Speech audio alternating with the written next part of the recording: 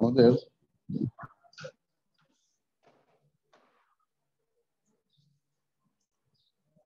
গত ক্লাসে আমরা যেটা নিয়ে আলোচনা করছিলাম সেটা কি পরিবাহী পদার্থের আসলে পদার্থগুলোকে কেন পরিবাহী বলে থাকি, কেন অর্ধপরিবাহী বলে থাকি এবং কেন অন্তরক পদার্থ বা অপরিবাহী পদার্থ বলে থাকি। আমরা এই চ্যাপ্টারে যে ধরনের পদার্থ নিয়ে আমরা আলোচনা করবো সেটা হচ্ছে পরিবাহী পদার্থ, কারণ পরিবাহী পদার্থের মধ্যে দিয়ে আসলে তড়িৎ প্রবাহিত হয়। ঠিক আছে, ক্লিয়ার কথা শোনা যাচ্ছে না স্যার। আমরা এখন এই চ্যাপ্টারে যে পদার্থটা নিয়ে আলোচনা করব, এখন শোনা যাচ্ছে? হ্যালো, জি স্যার। জি স্যার। আমরা যে পদার্থটা নিয়ে আলোচনা করব সেটা হচ্ছে পরিবাহী পদার্থ। কারণ পরিবাহী পদার্থে অসংখ্য মুক্ত ইলেকট্রন থাকে, পরিবাহী পদার্থে অসংখ্য মুক্ত ইলেকট্রন থাকে, অসংখ্য মুক্ত ইলেকট্রন থাকে। এখন কথা হচ্ছে আমার তড়িৎ প্রবাহের জন্য যদি একমাত্র মুক্ত ইলেকট্রনই যদি দায়ী হইতো, তড়িৎ প্রবাহের জন্য কে দায়ী বলতো? তড়িৎ প্রবাহের জন্য দায়ী কে? বিদ্যুৎ প্রবাহ বা তড়িৎ, মুক্ত ইলেকট্রন। তড়িৎ প্রবাহের জন্য বা বিদ্যুৎ প্রবাহের জন্য দায়ী হচ্ছে আসলে মুক্ত ইলেকট্রন।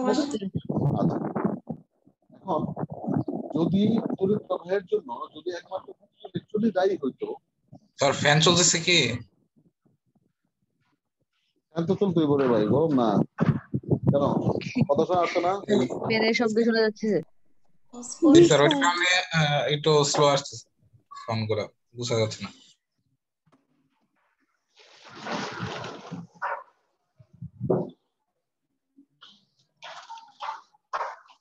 ভগবান রে, দাঁড়াও।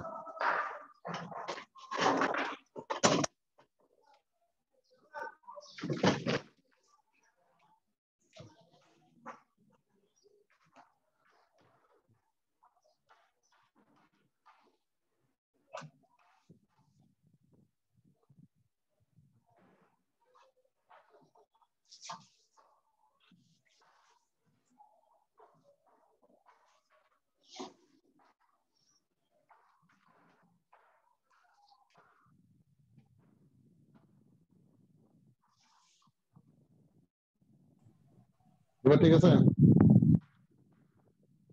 জি স্যার। দাঁড়াও।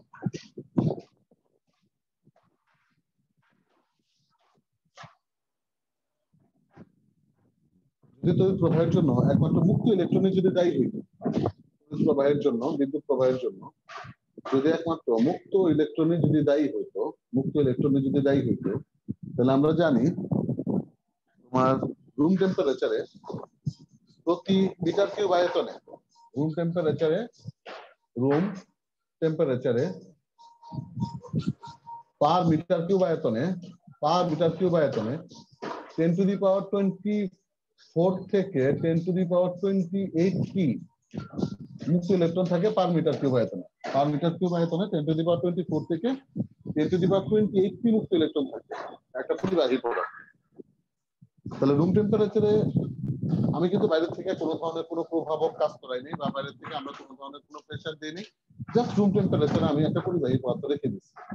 তাহলে পরিবাহী পদার্থে পার মিটার কিউব আয়তনে যদি একটা পরিবাহী পদার্থে রুম টেম্পারেচারে যদি 10 টু দি পাওয়ার 24 থেকে 10 টু দি পাওয়ার 28 কি মুক্ত ইলেকট্রন থাকে, তাহলে সেক্ষেত্রে আমরা বাজার থেকে জাস্ট একটা পরিবাহী পদার্থ কিনে নিয়ে আসতাম, একটা লাইট কিনে নিয়ে আসতাম, আমি ধরে থাকতাম লাইটটা জ্বলে উঠতো। যদি একমাত্র মুক্ত ইলেকট্রন যদি দায়ী থাকতো কি করার জন্য, যদি একমাত্র বিদ্যুৎ মুক্ত ইলেকট্রন যদি দায়ী থাকতো তড়িৎ প্রবাহের জন্য। আমরা বলি না যে তড়িৎ প্রবাহের জন্য কে দায়ী? তড়িৎ প্রবাহের জন্য মুক্ত ইলেকট্রন দায়ী। তাহলে খালি মুক্ত ইলেকট্রন থাকলে পরে তড়িৎ প্রবাহিত হয় কোন জায়গাতে? অবশ্যই শুধুমাত্র তড়িৎ প্রবাহের জন্য মুক্ত ইলেকট্রনই দায়ী না, শুধুমাত্র তড়িৎ প্রবাহের জন্য মুক্ত ইলেকট্রনই দায়ী না। তাহলে আর কি করতে হয়? আমাদের এনে কোন একটা লাইট এনে বা কোন একটা ফ্যান এনে বা কোন একটা রেফ্রিজারেটর এনে আমাদের ইলেকট্রিক্যাল লাইটের সাথে সংযুক্ত করে দিতে হবে।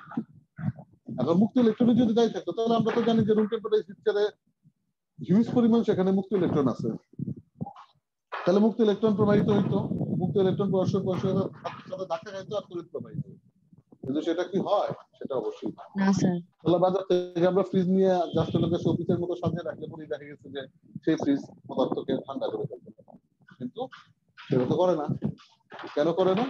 কারণ তাকে ইলেকট্রিক্যাল লাইনের সাথে সংযুক্ত করে দিতে হয়। শুধুমাত্র মুক্ত ইলেকট্রন থাকলেই হবে না, এই মুক্ত ইলেকট্রন গুলির প্রবাহ হইতে হবে। ইলেকট্রন গুলির কি হইতে হবে? প্রবাহ হইতে হবে। আর এই প্রবাহটা কে করে? প্রবাহটা করে হচ্ছে বিভব পার্থক্য। বিভব পার্থক্য, দুই প্রান্তের বিভব পার্থক্য। এই মুক্ত ইলেকট্রনের প্রবাহটা কে করে? দুই প্রান্তের বিভব পার্থক্য। কথা বুঝে গেছে? জি স্যার। পরিবাহী পদার্থে অসংখ্য মুক্ত ইলেকট্রন আছে, অসংখ্য মুক্ত ইলেকট্রন আছে, কিন্তু তারা প্রবাহিত হয় না। তারা এক জায়গাতে থেকেই আরেকটা ইলেকট্রনের সাথে আরেকটা ইলেকট্রনের সাথে আরেকটা ইলেকট্রনের সাথে কন্টিনিউয়াসলি তারা ধাক্কাতে লিপ্ত হচ্ছে। কন্টিনিউয়াসলি তারা ধাক্কাতে লিপ্ত হচ্ছে। কন্টিনিউয়াসলি তারা ধাক্কাতে লিপ্ত হচ্ছে। কন্টিনিউয়াসলি তারা ধাক্কাতে লিপ্ত হচ্ছে। সেটা একটা জায়গার মধ্যেই সীমাবদ্ধ। কিন্তু তাদেরকে কি করতে হবে? তাদেরকে প্রবাহিত হইতে হবে। এক প্রান্ত থেকে ইলেকট্রনটাকে এক প্রান্ত থেকে এই প্রান্ত বরাবর প্রবাহিত হইতে হবে। যদি প্রবাহিত হয় তাহলে শুধুমাত্র আমরা বলতে পারি যে সেখানে মুক্ত ইলেকট্রনের প্রবাহ হয়েছে, দ্যাটস ওয়াই সেখানে তড়িৎ প্রবাহিত হচ্ছে। ক্লিয়ার না? ক্লিয়ার না? Hello sir clear. এতদিন পর্যন্ত যেটা জেনে আসে যে পরিবাহী পদার্থে মুক্ত ইলেকট্রন থাকা মানে হচ্ছে সেখানে তড়িৎ প্রবাহিত হবে। কথাটা বিভব পার্থক্য থাকতে হবে, একটা ধাক্কা থাকতে হবে। সেই ধাক্কাটা কে দেয়? সেই ধাক্কাটা দেয় হচ্ছে বিভব পার্থক্য। ব্যাটারি থাকে, কারণ মুক্ত ইলেকট্রনটি এক জায়গা থেকে আরেক জায়গাতে ফ্লো করার অবকাশ পায়, এক জায়গা থেকে আরেক জায়গাতে ফ্লো করতে পারে। এই যে ফ্লোটা করবে, এই ফ্লোটা করার জন্য আমাকে বাইরে থেকে কি করতে হবে? বাইরে থেকে একটা ব্যাটারি সংযুক্ত করে দিতে হবে, বা একটা ভোল্টেজ সোর্স সংযুক্ত করে দিতে হবে। একটা ভোল্টেজ সোর্স সংযুক্ত করে দিতে হবে। তো এই যে ইলেকট্রনের যে প্রবাহটা, ইলেকট্রনের প্রবাহটা, যে ইলেকট্রন তো এক জায়গা থেকে আরেক জায়গায় সংঘর্ষের জন্য তো চলাচল করতেইছে, ঠিক না? এই যে ইলেকট্রন, এই যে ফ্রি ইলেকট্রন, এই যে ফ্রি ইলেকট্রন, এই যে ফ্রি ইলেকট্রন, এই যে ফ্রি ইলেকট্রন, এই যে ফ্রি ইলেকট্রন, ইলেকট্রন এটার সাথে যা ধাক্কা খাচ্ছে, এটার সাথে যা ধাক্কা খাচ্ছে, এটার সাথে এসে ধাক্কা খাচ্ছে, এটার সাথে এসে ধাক্কা খাচ্ছে। তো এখানে কিন্তু ইলেকট্রনের মুভমেন্ট হচ্ছেই, ইলেকট্রনে কিন্তু মুভমেন্ট হচ্ছেই, ইলেকট্রনে কিন্তু মুভমেন্ট হচ্ছে। এখন ইলেকট্রনের এই মুভমেন্টের জন্যই কি তড়িৎ প্রবাহিত হয়? তাও না। ইলেকট্রনের এই ধরনের মুভমেন্টের জন্য তড়িৎ প্রবাহিত হয়।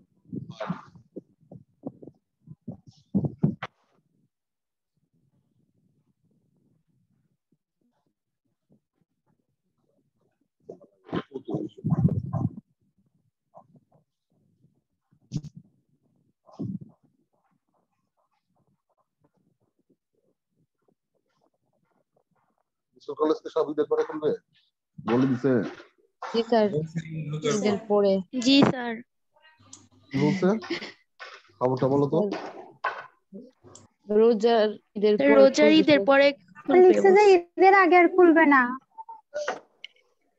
ডিরেক্টলি বলে দিছে? জি স্যার।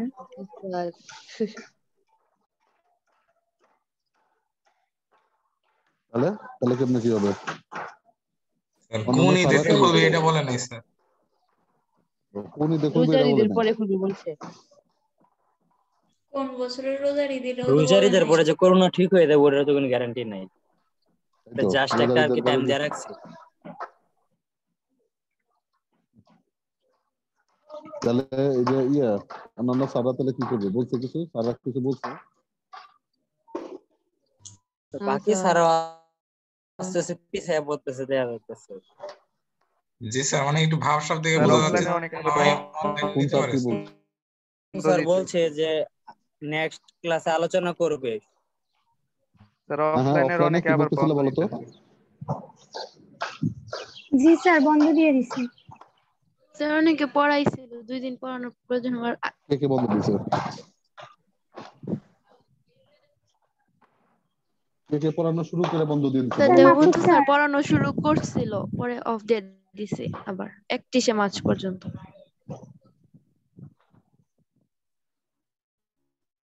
আচ্ছা,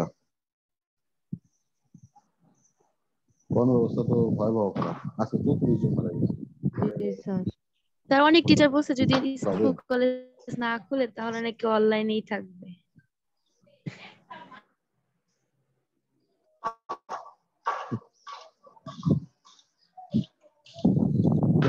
তো আরো ভয়াবহ হবে। জি স্যার আর বাড়বে। রোজাপুর অবস্থা কি ভালো হবে?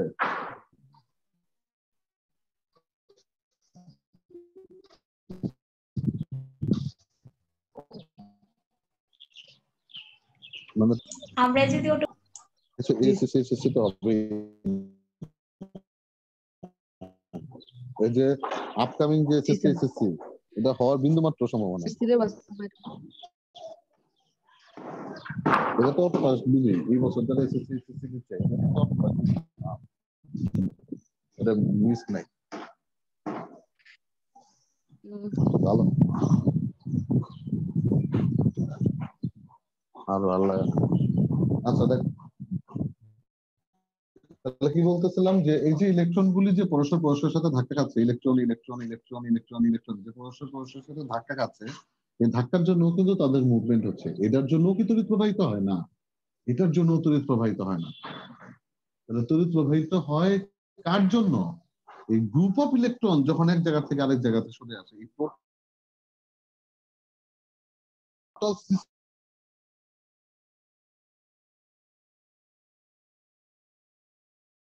সিস্টেমটা যখন এক জায়গা থেকে ভেলোসিটি থাকবে, মানে মুক্ত ইলেকট্রন থাকলে পরে তড়িৎ প্রবাহিত হচ্ছে। তাহলে মুক্ত ইলেকট্রন যে পরস্পর পরস্পরের সাথে সংঘর্ষে লিপ্ত হচ্ছে, মুক্ত ইলেকট্রন যে পরস্পর পরস্পরের সাথে সংঘর্ষে লিপ্ত হচ্ছে, তাহলে এই সংঘর্ষের জন্য তো তাদের মুভমেন্ট হয়, কারণ ও তড়িৎ প্রবাহিত হয়।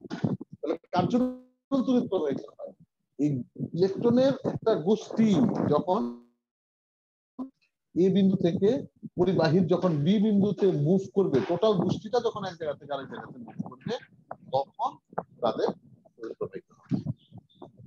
এই যে ইলেকট্রনের গোষ্ঠীটা এক জায়গা থেকে আরেক জায়গাতে যে মুভ করতেছে, ইলেকট্রনের গোষ্ঠীটা এক জায়গা থেকে আরেক জায়গাতে মুভ করতেছে, এই মুভমেন্টটার নাম হচ্ছে তারণ বেগ বা ড্রিফট ভেলোসিটি। এখন আমরা ওই তারণ বেগ বা ড্রিফট ভেলোসিটির ডেফিনিশন নেব।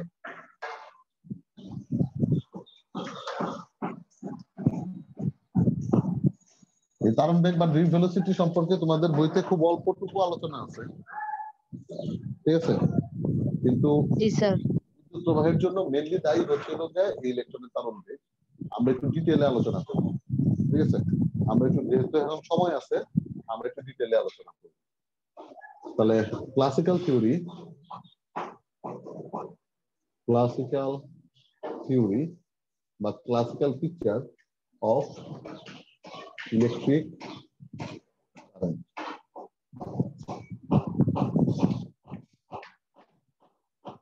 Classical theory of electric current, classical theory of electric current, ঠিক আছে? ইলেকট্রিক কারেন্টের ক্লাসিক্যাল থিওরি, চিরাগ চরিত্র চিরায়ত তত্ত্ব, ইলেকট্রিক কারেন্টের চিরায়ত মূল তত্ত্ব।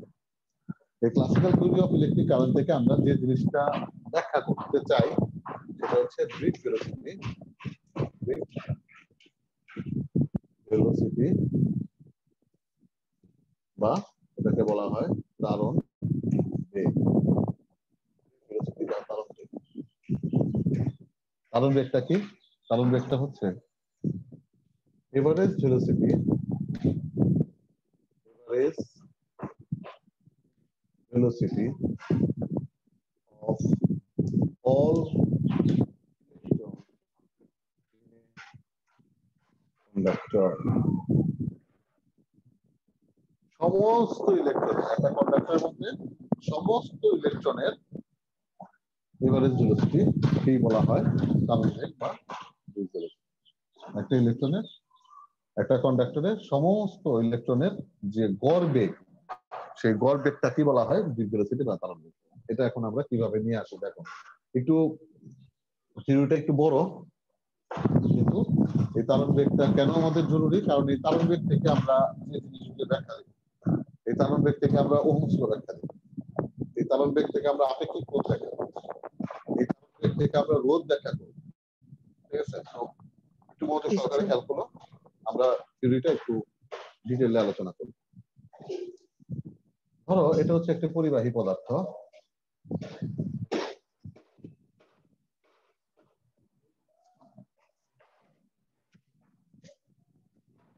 এটা হচ্ছে একটা পরিবাহী পদার্থ। এই পরিবাহী পদার্থের মধ্যে অসংখ্য মুক্ত ইলেকট্রন আছে। ধরো 10 কোটি মুক্ত ইলেকট্রন, 10 কোটি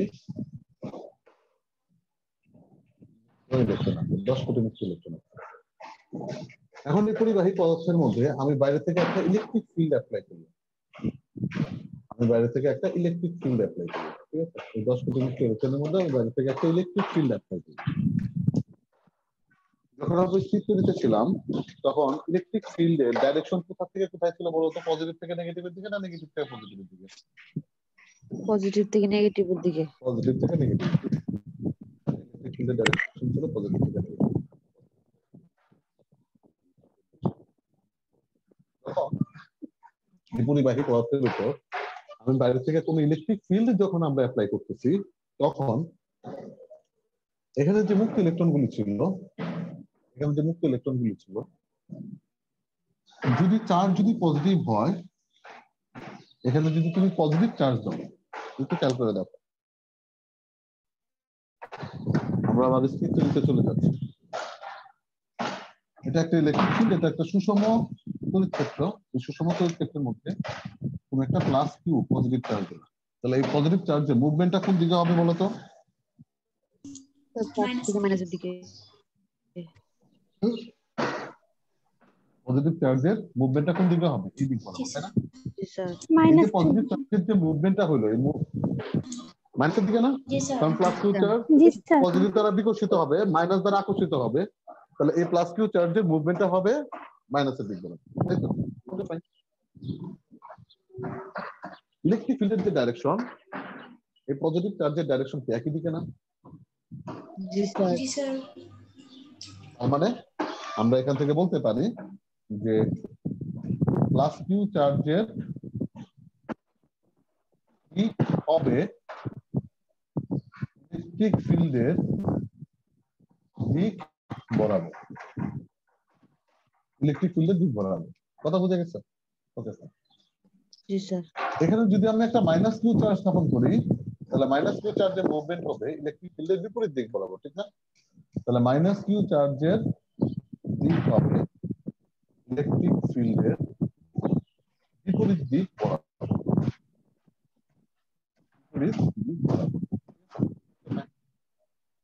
তাহলে একটা পরিবাহীর মধ্যে যদি 10 কোটি মুক্ত ইলেকট্রন থাকে, এই 10 কোটি মুক্ত ইলেকট্রনের মুভমেন্ট কোন দিকে হবে? সরি, 10 কোটি মুক্ত ইলেকট্রন না, এখানে যদি তুমি মুক্ত ইলেকট্রন যদি থাকে, তাহলে মুক্ত আমি যদি ইলেকট্রিক ফিল্ড বাম থেকে ডান দিক বরাবর যদি অ্যাপ্লাই করি, তাহলে এই মুক্ত ইলেকট্রনের দিকগুলি কোন দিকে হবে? ডান থেকে বাম দিকে। বিপরীত দিক বরাবর। ডান থেকে বাম দিকে। ইলেকট্রিক ফিল্ড আমরা যে দিক বরাবর অ্যাপ্লাই করতেছি তার থেকে বিপরীত দিকে হওয়ার কারণে কি হবে? ইলেকট্রিক ফিল্ড গুলি, সরি, এই মুক্ত ইলেকট্রন গুলি এই প্রান্ত বরাবর এসে জমা হবে, এই প্রান্ত বরাবর এসে জমা হবে, তাই তো? Okay sir. ইলেকট্রিক ফিল্ডের কারণে মুক্ত ইলেকট্রন গুলি যদি এই প্রান্ত বরাবর এসে জমা হয়, তাহলে এই ফ্রি ইলেকট্রন গুলিকে যারা ছাড়ছে, কারা ছাড়ছে? ছেড়ে দেওয়ার কারণে তারা কি হয়েছে? ধনাত্মক চার্জে পরিণত হয়েছে, ঠিক না? তাহলে যারা ছেড়ে দিচ্ছে সেই সব ধনাত্মক চার্জ গুলি কোন প্রান্তে এসে জমা হবে? এইসব ধনাত্মক চার্জ গুলি এই প্রান্তে এসে জমা হবে, ঠিক না? জি স্যার। ঠিক না? ওকে, ফাইন। জি স্যার। বাইরে থেকে ইলেকট্রিক ফিল্ড অ্যাপ্লাই করার কারণে এখানে যে চার্জের যে জমা হওয়াটা, এই জমা হওয়াটা কতক্ষণ পর্যন্ত চলবে? আজীবন চলতে থাকবে? কতক্ষণ পর্যন্ত চলবে? কারণ এই জমা হইলে পরে, যখন জমা হচ্ছে পজিটিভ চার্জগুলি, যখন এই প্রান্তে এসে জমা হচ্ছে, নেগেটিভ চার্জগুলি যখন এই প্রান্তে এসে জমা হচ্ছে, তখন এই পরিবাহীর অভ্যন্তরে কিন্তু একটা ইলেকট্রিক ফিল্ড তৈরি হয়ে গেল। এটা কি বুঝা গেছে? পরিবাহীর অভ্যন্তরে একটা ইলেকট্রিক ফিল্ড তৈরি হয়ে গেল না? জি স্যার। পজিটিভ থেকে নেগেটিভের দিকে পরিবাহীর অভ্যন্তরে একটা ইলেকট্রিক ফিল্ড তৈরি হয়ে গেল না? পজিটিভ থেকে নেগেটিভের দিকে, তাই তো? এটা হচ্ছে পরিবাহীর অভ্যন্তরীণ electric field, internal electric field. তাহলে এই যে এখানে পজিটিভ চার্জ এসে জমা হবে, এখানে নেগেটিভ চার্জ এসে জমা হবে, এটা কতক্ষণ পর্যন্ত জমা হইতে থাকবে বলো না? স্যার দুই দিকে চার্জ সমান না হওয়া পর্যন্ত। যতক্ষণ না, দুই দিকে তো চার্জ সমান হবে। এখানে যদি 1 কোটি ফ্রি ইলেকট্রন এসে যদি জমা হয়, এখানে ডেফিনেটলি 1 কোটি পজিটিভ চার্জ এসে জমা হবে, মাস। এটা সবসময় সমান থাকবে, কিন্তু কতক্ষণ পর্যন্ত জমা হইতে থাকবে? ততক্ষণ না পর্যন্ত এই বাইরের ইলেকট্রিক ফিল্ড আর ভিতরের ইলেকট্রিক ফিল্ড সমান না হয়ে যাচ্ছে, ততক্ষণ পর্যন্ত চার্জ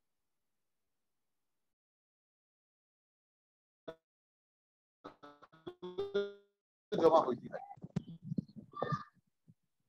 হ্যালো, জি স্যার। কথা বোঝা গেছে? স্যার জি। জি স্যার।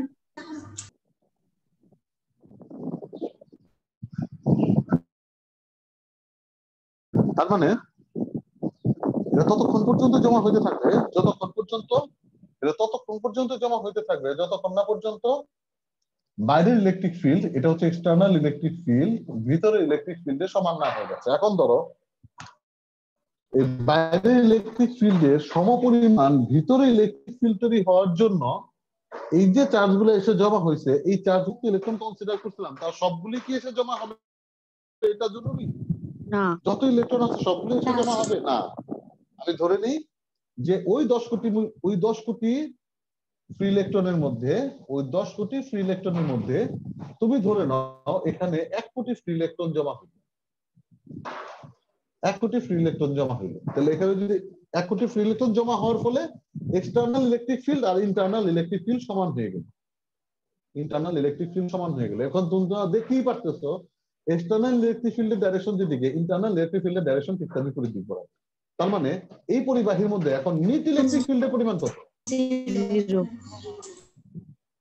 0। তার মানে তার মধ্যে কোনো ইলেকট্রিক ফিল্ড নাই। আচ্ছা গুড। এখন তুমি ধরো যে এই যে এক্সটার্নাল যে ইলেকট্রিক ফিল্ডটা ছিল তার সমপরিমাণ ইন্টারনাল ইলেকট্রিক ফিল্ড তৈরি করার জন্য আমি ধরে নিলাম এখানে 1 কোটি ফ্রি ইলেকট্রন এসে জমা হলো। এখানে যদি 1 কোটি ফ্রি ইলেকট্রন এসে জমা হয়, এখানে কয় কোটি পজিটিভ চার্জ এসে জমা হবে বলতো? এখানে 1 কোটি পজিটিভ চার্জ এসে জমা হবে। কথা বুঝে গেছে? এখানে যদি 1 কোটি ফ্রি ইলেকট্রন এসে জমা হয়, এখানে 1 কোটি পজিটিভ চার্জ এসে জমা হবে। কথা ক্লিয়ার না? Okay fine. বাদ বাকি যে 9 কোটি ফ্রি ইলেকট্রন ছিল, এখানে কয় কোটি ফ্রি ইলেকট্রন ছিল? 10 কোটি ফ্রি ইলেকট্রন। তার মধ্যে 1 কোটি ফ্রি ইলেকট্রন কি করতে খরচ হয়েছে? নিট ইলেকট্রিক ফিল্ডটাকে শূন্য করার জন্য খরচ হয়েছে। বলতে পারো স্যার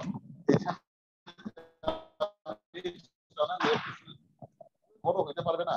আমি ধরে নিই কখনো বড় হইতে পারবে না। কেন বড় হইতে পারবে না? একটা পরিবাহীতে অসংখ্য মুক্ত ইলেকট্রন রুম টেম্পারেচারেই থাকে, অসংখ্য মুক্ত ইলেকট্রন, এবং সেটার পরিমাণ আমি দেখাইছি পার মিটার কিউব আয়তনে 10⁻24 থেকে 10⁻28 টা মুক্ত ইলেকট্রন আছে, যেটার পরিমাণ কিনা হিউজ পরিমাণ। এখন তুমি বাইরে থেকে যতই তুমি তার মধ্যে ইলেকট্রিক ফিল্ড অ্যাপ্লাই করো না কেন, সে সবসময় ওই সেই আছে যে এক্সটার্নাল ইলেকট্রিক ফিল্ডকে কিভাবে ক্যান্সেল আউট করে দিবে, সে অল টাইম এটাকে ক্যান্সেল করে দিয়ে তার নিট ইলেকট্রিক ফিল্ডটাকে অনেক পরিমাণ। বাদ বাকি যে 9 কোটি ফ্রি ইলেকট্রন আছে, এই 9 কোটি ফ্রি ইলেকট্রন কি করবে? এই 9 কোটি ফ্রি ইলেকট্রন তাদের মধ্যে র্যান্ডম মোশন হবে। র্যান্ডম মোশন কি? র্যান্ডম মোশনের কারণে তাদের মধ্যে সংঘর্ষ হবে। তাই না? এই র্যান্ডম মোশনটাকে বলা হয় থার্মাল ভেলোসিটি। কি বলা হয়? Thermal velocity. সেটা কোন টেম্পারেচারে? সেটা রুম টেম্পারেচার। এটা ছিল থার্মাল ভেলোসিটি, সেই থার্মাল ভেলোসিটিটা হচ্ছে রুম টেম্পারেচার। কথা বুঝে গেছে? বাকি যে 9 কোটি ফ্রি ইলেকট্রন আছে, সেই 9 কোটি ফ্রি ইলেকট্রন তাদের মধ্যে র্যান্ডম মোশন হবে, যার কারণে সংঘর্ষ হবে, যার কারণে সেখানে থার্মাল ভেলোসিটি হবে, এবং যার কারণে সেখানে রুম টেম্পারেচারে থার্মাল ভেলোসিটি। এখন প্রশ্ন হচ্ছে, এখন কি এই 9 কোটি ফ্রি ইলেকট্রন দ্বারা তড়িৎ প্রবাহিত করা সম্ভব? তো 9 কোটি ফ্রি ইলেকট্রন কি তড়িৎ প্রবাহিত করতে পারবে এই সিচুয়েশনের জন্য? এই 9 কোটি ফ্রি ইলেকট্রন তড়িৎ প্রবাহ করতে পারবে না। তাও তড়িৎ প্রবাহ করতে পারবে। তারপরেও সে প্রবাহ করতে পারবে না। কেন? কারণ আমি বাইরে থেকে কোনো ধাক্কা তাদের উপর অ্যাপ্লাই করতে পারি নাই। কারণ আমরা কি করবো?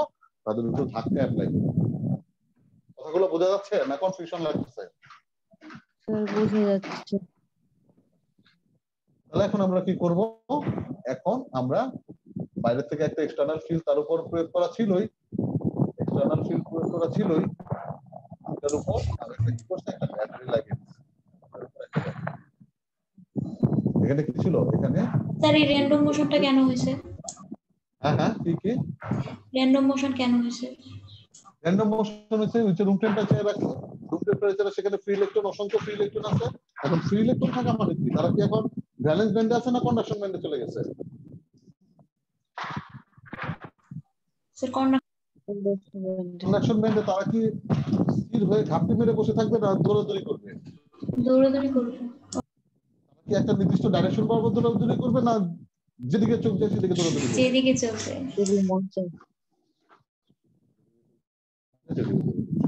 দৌড়াদৌড়ি করতে যায় কি তারা একজন আরেকজনের সাথে ডেফিনেটলি ধাক্কা বা সংঘর্ষ লিপ্ত হবে। জি স্যার। কথা বলে গেছে? জি স্যার। এখন তাহলে খেয়াল করে দেখো, এক্সটার্নাল ইলেকট্রিক ফিল্ডের কারণে এখানে চার্জের এই যে চার্জের জমা হলো এটাকে বলা হয় চার্জ অ্যাকুমুলেশন। কি বলা হয়? Charge accumulation. চার্জ অ্যাকুমুলেশন মানে কি? চার্জ অ্যাকুমুলেশন মানে হচ্ছে চার্জ এখানে এসে জমা হতে পারে। আর চার্জগুলি যখন এসে জমা হবে তখনই সেখানে ইলেকট্রিক ফিল্ড তৈরি হবে। এখন যখন বাইরে থেকে একটা ব্যাটারির মাধ্যমে যখন আমি এই পরিবাহী পদার্থটাকে সংযুক্ত করে দিচ্ছি, বাইরে থেকে একটা ব্যাটারির মাধ্যমে যখন এই পরিবাহী পদার্থটাকে আমি একটু সংযুক্ত করে দিচ্ছি, এখানে খেয়াল করে দেখো ব্যাটারির পজিটিভ প্রান্তের জন্য এটাও পজিটিভ প্রান্ত, ব্যাটারির নেগেটিভ প্রান্তের জন্য এটাও নেগেটিভ প্রান্ত, ঠিক না? এই মুক্ত ইলেকট্রনগুলি কি করে? এই মুক্ত ইলেকট্রনগুলি দৌড় দিয়ে এসে এই পজিটিভ চার্জগুলোকে নিউট্রালাইজ করে দেয়। আবার এখান থেকে মুক্ত ইলেকট্রনগুলি গিয়ে এই পজিটিভ চার্জগুলোকে নিউট্রালাইজ করে দেয়।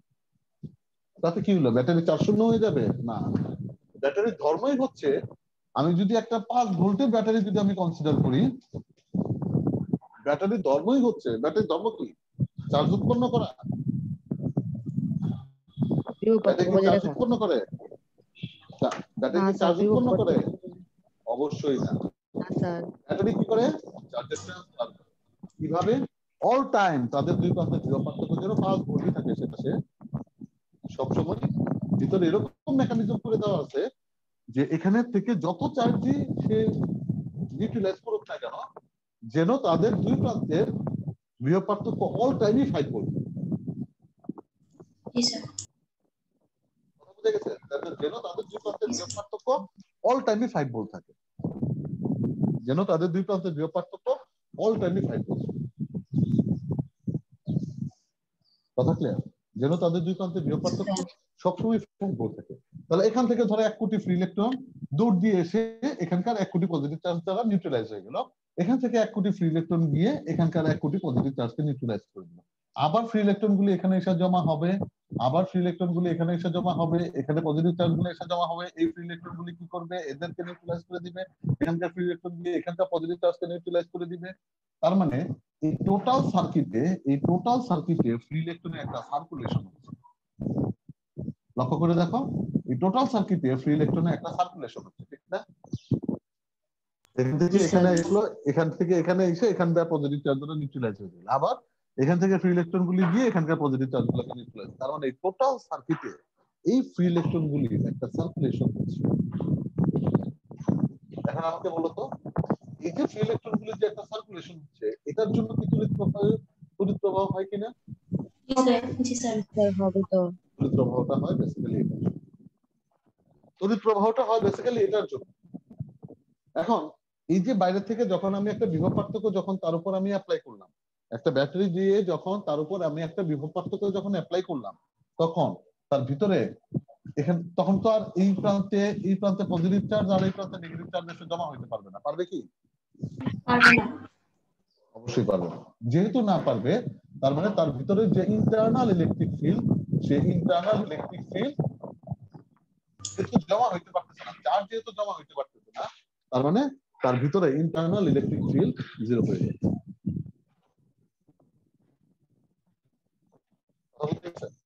চার্জ যেহেতু জমা হইতে পারতেছে না, তার মানে ভিতরে ইন্টারনাল ইলেকট্রিক ফিল্ড 0 হয়ে যাবে। Okay fine. আমার বাইরে কিন্তু অলরেডি একটা এক্সটার্নাল ইলেকট্রিক ফিল্ড আছে, আমার ভিতরে ইন্টারনাল ইলেকট্রিক ফিল্ড কি হয়ে যাচ্ছে? ইন্টারনাল ইলেকট্রিক ফিল্ড অলমোস্ট 0 হয়ে যাচ্ছে। যেহেতু ইন্টারনাল ইলেকট্রিক ফিল্ড 0 হয়ে যাচ্ছে, তার মানে তার নিট ইলেকট্রিক ফিল্ড কি এখন 0 হবে?